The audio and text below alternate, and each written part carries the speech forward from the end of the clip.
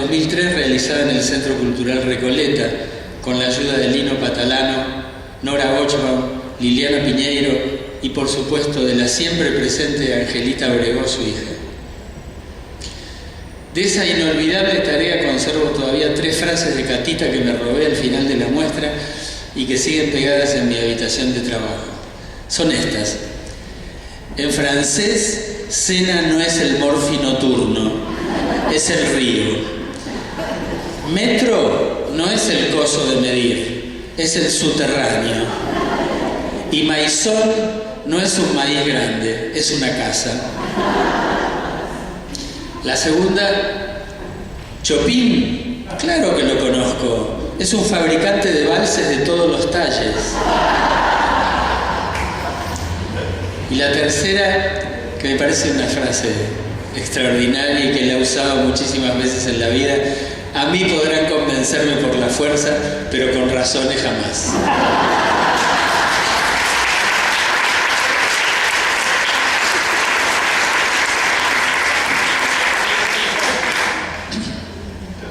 De la segunda muestra guardo como alguno de mis principales tesoros sonoros una serie de CDs que editó una señora llamada Dora Cerati. Esos 5 o 6 discos con fantásticos momentos de radio, con Juan Carlos Torri como partener y la grabación del espectáculo Y se nos fue de repente, a todos ellos los he escuchado incansablemente.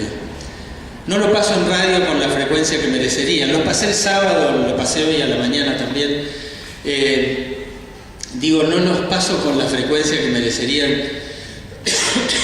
pero cada vez que lo hago observo 2 cosas. Primero, su enorme vigencia, su frescura, su notable gracia, tan original. Y segundo, lo que genera en la audiencia, volver a ponerse en contacto con Nini, alguien que desarrolló un humor de una pureza notable, con imitaciones que nunca resultaron discriminatorias y con una riqueza de situaciones que jamás tuvo necesidad de apelar a malas palabras para generar la risa. Este nuevo homenaje a Nini, al que podríamos llamar honor y risa, es de una enorme significación y pertinencia. Imagino a jóvenes estudiantes de esta facultad, o de otras, humanistas o no, necesitados de advertir acaso por primera vez en sus vidas la importancia literaria y estética de una mujer que fue completa como actriz, como cómica, como libretista, que cuidó primorosamente su carrera y que supo retirarse a tiempo. Nini seguro fue alguien que dijo más veces no que sí, y en ese sentido toda su trayectoria, tanto como su existencia, están protegidos por una bella dignidad. En esta casa, en donde desde siempre se enseñaron los secretos de la escritura, quisiera reivindicar a Nini en algunas de sus características primordiales. Primero, enorme conocimiento del lenguaje. Segundo, decisión inicial y fundamental de jugar primero con las palabras antes que hacer reír. Si está bien imaginado, si está bien tramado, si está bien escrito, la risa llegará, inevitablemente. Tercero, cuando uno lo repasa, y yo tuve la oportunidad de hacerlo, sus libretos son auténticas creaciones artesanales, no solo porque en principio los escribía a mano, sino porque son esforzados collages, corregidos hasta más no poder.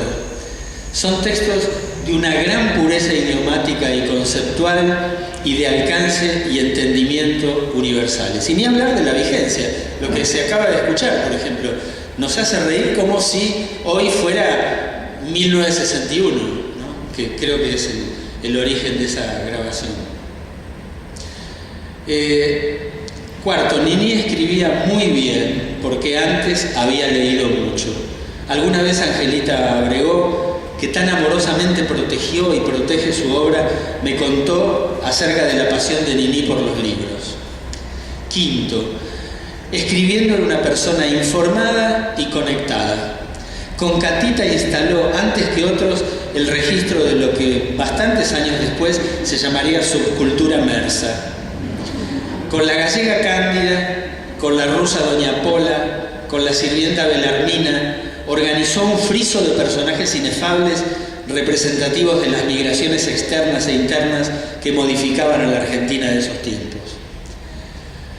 Me imagino con lo pulcra y con lo perfeccionista que era, lo que le habrá costado entender esa medida de carácter político que comenzó a marginarla a partir del gobierno de 1943, que le cercenó oportunidades, que le despojó trabajos, que la hizo objeto de agravios y de censuras, y que finalmente la obligó a exiliarse en México y en España a finales de los años 40.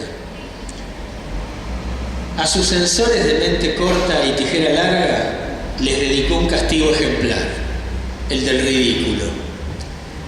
Decían ellos, como siempre, enemigos de todo lo bueno, que algunos de sus personajes, especialmente el de Catalina Pizzafrola Langanuzzi, alias Catita, pero también los de la española Cándida Loureiro Ramayada y los de la polaca Pola Slotskin de Coan, deformaban el habla de los argentinos, en especial de aquellos que todavía tenían edad escolar.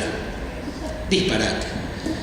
Cuando empezaron a hostigarla, decidió que su Catita, más incorrecta en su forma de pensar que de hablar, convaleciente de un ataque de catalepsia, empezaba a utilizar el lenguaje que Dios y los censores ordenaban. Lo que resultaba era una Catita que no era ella, que estaba lejos de cómo Niní la había imaginado, y la gran sacerdotisa reaccionaba con el arma que mejor disparaba, que era su humor. En el fondo, lo que los censores no soportaban era que esta mujer, recibida en los arrabales de la cultura, se riera de formas y convenciones y que de esa forma hiciera reír a muchos. Cuenta la historia que ni Borges ni Victorio Campo entendieron ese humor, pero también, en contraposición, que en su momento la Casa de Galicia en Buenos Aires la felicitó porque percibían que su criatura gallega, con su prístina e ingenua humanidad, enorgullecía y no avergonzaba en absoluto a quienes habían nacido en Galicia y a sus descendientes. Por eso quiero felicitar a los organizadores de estas jornadas por lo que tienen de reivindicatorias y de decisión de poner ciertas cosas en su verdadero lugar. Que casi 70 años después de que intentaran borrarla del mapa, la universidad pública exalte el valor de sus textos, significa que el tiempo transcurrido no ha sido en vano, y que aquella Argentina oscura que no la toleró, hoy la transforma en objeto de estudio. La invita a ocupar un claustro y seguramente al final de las 3 jornadas, sumados todos los testimonios que se presentarán, la convertirán en libro de texto. Niní, que en vida no fue a la universidad, con esta iniciativa ingresó, cursó, egresó con las notas más altas. Gracias.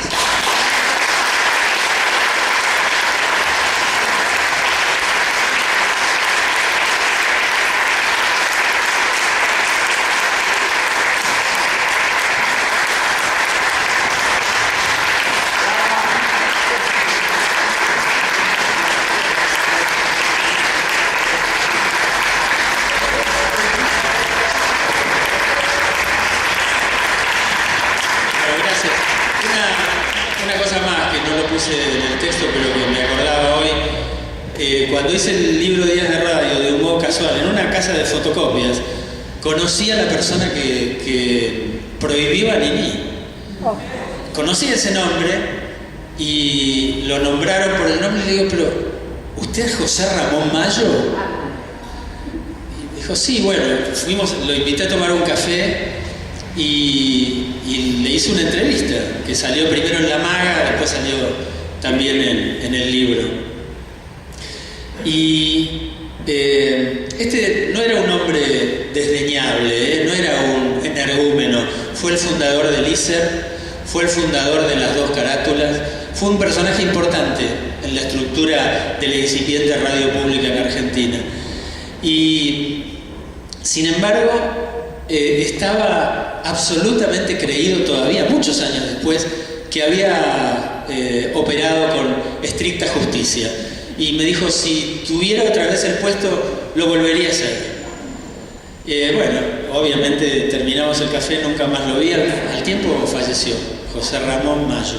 Así se llamaba el señor que prohibió a Niní Marshall, creyendo, suponiendo que el habla de Niní, también como el de Tato Bores, ¿no?, con otros personajes, deformaban el habla de las clases populares y en especial de los chicos. De todos modos, también Niní había sufrido desde antes otros agravios que no vienen al caso y que fueron agravios que lo obligaron a exiliarse, a tener que salir de la Argentina. Bueno, así que Silvina, realmente gracias por la luminosa idea de invitarme.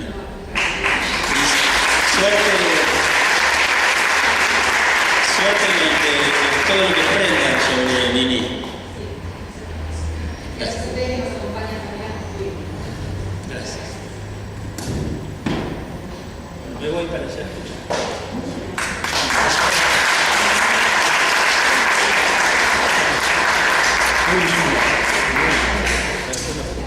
Adelante, señora. Señorita. Ay, mi Dios, ¿cuándo seremos dos? ¿Cómo está?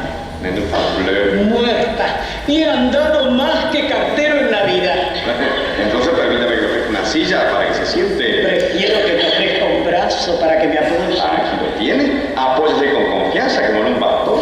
Santos apóstoles del tabernáculo, mandadme un hombre que sea mi báculo. Por favor, no se me recueste con todo el cuerpo, porque pierdo ¿El sentido? no, el equilibrio. Ay, es que entre el cansancio y la humedad tengo los pies deshechos. Ay, San Jorge el del caballo, cómo me duelen los calcaños.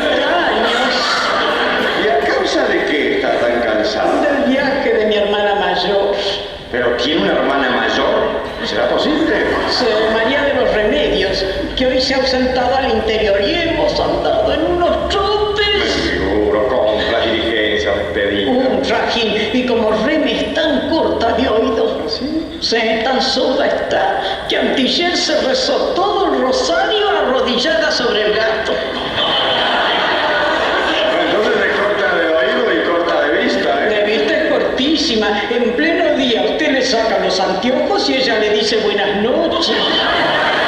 Qué pena. Usted sabe que hay lentes de contacto, ¿no? Sé, pero no hay telescopio de contacto. Ese punto, chicata, ¿eh? Con razón me dio tanto que hacer. ¿Por qué no avisó, niña Polito? Que le hubiera dado una mano. Su mano, que usted me hubiera dado su mano. Bueno, te digo que la hubiera ayudado, secundado. Ah, ¿por qué me ilusionaste, San Antonio? Creí que me la daba en matrimonio. Pues sí, como maleta y loco me ha tenido Reme desde que el médico la permitió viajar. ¿Por qué? ¿Sufre de alguna afección que se lo impide? Sí, ve un hombre y estornuda. Sí, para ella el hombre es un rapé. Alergia masculina, ¿eh? No, emoción femenina. La emoción le ataca la nariz y desemboca en una chis. Vaya con doña Reme. Doña no es niña como yo. Ay, San Canuto alabado, ¿cuándo cambiaré de estado? ¿Y dice usted que hoy se embarcó? En el tren de las 11:30, pero eran las 10 y yo todavía con el equipaje, que el amante viaje, que la cesta del ¿Por almuerzo. qué no come en el tren? No sigue su dieta, papilla de zapallo, raspadura de ave, cuajada de burra y puré de pan. Sufre de molestias en el aparato digestivo. No en el aparato masticatorio. Pero prosigo, el frasco de sales para el soponcio, el extracto de ajo para la presión, la bolsa de goma para los riñones. ¿Tiene algún riñón flotante? No, tiene los dos sumergidos. Sí, gracias a una plancha ortopédica que usa. Ah, son riñones a la plancha. ¿Qué más le puse? Los Y bigudís, la bigotera. la Los trompetilla. anteojos verdes para el sol. No, azules. Reme no usa anteojos verdes por razones de moralidad. Oiga, todo eso, ¿a qué hora llegaron a la estación? 20 minutos antes de la partida, descalabradas por el trote de la Victoria, que era una carrera Oiga, ¿no puede ir más rápido usted? Yo sí, me dice, pero no puedo dejar a los caballos atrás. Menos mal que llegaron a tiempo. Pero jadeando al pie del convoy y hay el trabajo para hacerle subir a Reme los 3 escalones. Sungú, Anilinche. Fue como treparse al tronador. ¿Qué? Oh, subía y se resbalaba, como sapo en bañadera. En fin, hasta que no la vi sentada con su guardapolvo de lustrina, su toca de gasas y sus antiparras de viaje. Del lado de la sombra, frente a la máquina y con viento a favor, no se quedó tranquila. Y aún así ya me aguardé y le dije, cuídeme a esta niña que va sola en el tren reflejo. Pobre Reme, rozándose con el gentío, ella que es tan púdica que ni en las fotografías permite que la retoquen. En ese sentido no creo que hubiera peligro, ¿no? Que no, en los trenes pasa cada cosa. Había hace poco, yendo a Carué, ¿Qué pasó? al volver del comedor me encontré con 2 jóvenes en mi camarote a oscuras. Algún error, seguramente. Sí, pero como ya estaban instalados me preguntaron si se podían quedar. ¡Qué fresco! Caballeros, les dije, soy una niña honesta, conocida y de intachable reputación. Lo lamento, pero uno de los 2 tendrá que irse.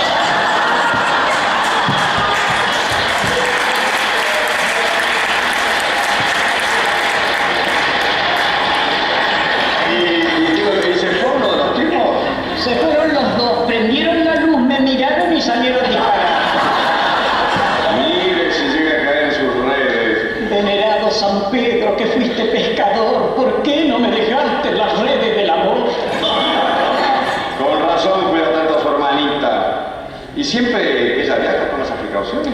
Reme no viaja a menudo en tren. Desde la inauguración de la porteña, que tuvo el honor de estrenar, solo ha andado en Tramway, en Sulky y en Berlina Fúnebre. Bueno, así que este viaje fue todo un acontecimiento. Por eso fueron a despedirla a todas sus amiguitas, Fidelina Palomeque, exsecretaria de Figueroa Alcorta, Francisca de Asisa Núñez, única sobreviviente del cólera en la familia, Salomé Sarrasqueta, la primera aeronauta argentina. ¿Aviadora? No, globera. Fue hasta María Beata Carrascosa, que tiene un gran puesto en el Hospicio de las Mercedes. ¿Puesto en la administración? No, un puesto en un pabellón, en el pabellón de seniles, pero cuando está lúcida la dejan salir. Así que tiene momentos de lucidez. Hay que ver cómo cuenta el incendio de la ciudad de Londres. Ah, esa gran tienda al principio del siglo. Sí, ella estuvo en el siniestro, como que se le quemó la cola de un vestido de baile que se estaba probando. Ah, qué espanto. Se la pagó un bombero de un salivazo. Entonces no había mangueras. ¿Qué me dice? Un bombero que la alzó en sus robustos brazos y anduvo con ella más de 2 horas entre las llamas y el humo. ¿Por qué, divino maestro, no estuve yo en el siniestro? Bueno, niña, porque nos hemos alejado del tema. Volvamos a la despedida de María de los Remedios, que reunió en la estación a sus amigas. Ay, estaba ese andén que parecía... Un depósito de bagaje, Me ¿no? parecía de fiesta. Empezó la máquina a jadear y 100 pañuelos a flamear. Y los adioses, y los encargos. ¡Manda una postal en cuanto llegues! ¡No saques la cabeza por la ventanilla! ¡Saludos a mi tía Tecla! Escribí, manda fruta. ¡Adiós, adiós! Hasta que dejamos de ver su pañuelo agitándose en lontananza. Pero de todo esto, ¿a dónde se dirigía su hermana? A Lomas de Zamora. ¡Feliz bella!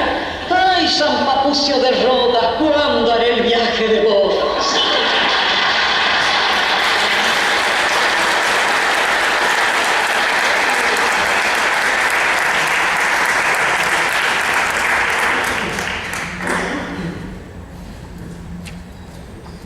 Bueno, yo voy a presentar a Silvina Maximián, que es una de las organizadoras. Silvina es profesora en Letras de la Universidad Católica Argentina, magíster en Análisis del Discurso de la Universidad de Buenos Aires. Su tesis de maestría lleva como título Ideas comunes y estereotipos verbales en libretos humorísticos de Nini Marshall. Es también vicerrectora del Colegio Nacional de Buenos Aires, directora de la colección Lectura Activa de la editorial Guadal. Actualmente está dictando un seminario en la maestría de análisis del discurso que se titula Estrategias del humor en literatura con destinatario infantil y juvenil. Además es directora de Historia de Literatura Argentina y grandes escritores latinoamericanos. Son colecciones publicadas por Página 12, autora de Panorama de la Literatura Argentina Contemporánea, 1960-2000, de Santiago Arcos Editor. Los dejo con Silvina. Gracias, Paola. Bueno, buenas noches a todos y a todas. Lamento decirles que comenzó el momento académico de la noche, así que espero no aburrirlos. Después de los momentos agradables que han tenido, los que van a tener después con la interpretación de Eduardo Solá, se van a ver un poco compensados. Así que, bueno, como buena profesora que soy, me voy a poner los anteojos y voy a intentar explicarles un poquito de esto, qué quiere decir esto de que Niní va a la universidad y por qué estamos haciendo este homenaje. Es decir, acá concretamente hay dos tesis que fueron preparadas, una que es la mía ya ha sido presentada y otra es la de Paola para la Cátedra de Crítica Genética, y las dos tuvimos como corpus precisamente los libretos de Niní Marján. Pero antes de comenzar me gustaría recuperar un poco las ponencias anteriores, tanto la de los dos Carlos, ¿no? La del nieto y la de Carlos Ulanowski. Me pareció realmente muy acertado comenzar con el texto de María Elena Walsh, ¿no? Porque Carlos, precisamente a través de ese texto, posibilitó que pensáramos en tres autores que nos interesan hoy aquí. Por un lado, el ineludible Cervantes, porque Cervantes precisamente construyó la lengua castellana como la conocemos hoy en día, a partir de una fotografía de la realidad verbal.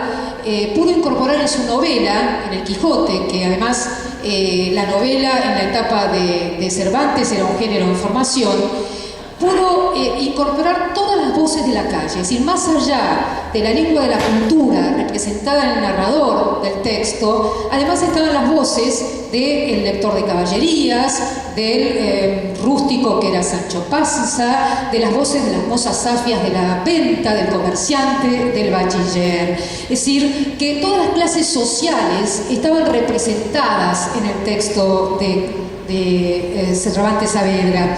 Y no solamente estaban representadas todas, sino que todas se mezclaban y entre ellas había un profundo intercambio. Esta es quizás la lección de Cervantes. La lengua es un hecho democrático, eso es lo que nos quiere decir Cervantes. La lengua es el espacio en el que todos tienen cabida y representación. Además, como bien señaló el otro Carlos Ulanowski, le debemos a Cervantes el registro primero de muchas voces y de muchas expresiones de la oralidad que nos aproximan a lo que debió ser seguramente la forma de comunicarse por aquellos días en el siglo XVII. Al hacer ese registro por escrito, Cervantes autorizó a esas voces a incorporarse a nuestro lexicón. Y esto de incorporar voces, que también se ha mencionado en el caso de Niní Marján, el incorporar voces al léxico de un pueblo es también otra de las maneras de incorporar la realidad plural a la historia, que a veces la escriben unos pocos y cuando se trata de los académicos, más pocos todavía. Esa voz democrática, entonces, que fue Cervantes, además nos llegó a través del texto de María Elena Walsh, quien, como todos sabemos, cambió el discurso escolar argentino de una vez y para siempre. Los maestros, hacia la década del 60, que estaban habituados a una lengua prolija y correcta, tuvieron que aceptar que la poesía para chicos podía venir en un envase coloquial y lúdico, sobre temas además de todos los días y mezclados con los productos de la cultura de masas. Además, los poemas, los relatos y las canciones de la Walsh fueron irreverentes. Instalaron la noción del nonsense, del sinsentido, del disparate, mostraron la realidad transformada, como dice su canción, del derecho al revés, es decir, discutían el orden y la causalidad prescriptas por la escuela. Cervantes y María Elena Walsh fueron grandes humoristas. Yo en esto no coincido con María Elena en decir que, bueno, tomar a Lili Marshall simplemente como un humorista. Es muy importante decir que alguien es humorista y, gracias a Dios, en la universidad también hay ya todo un discurso que se está construyendo alrededor de la sistematización de lo que es el género del humor. Cervantes y María Elena, entonces, decimos, son grandes humoristas. El humor es esto, una de las manifestaciones de la libertad humana. Reside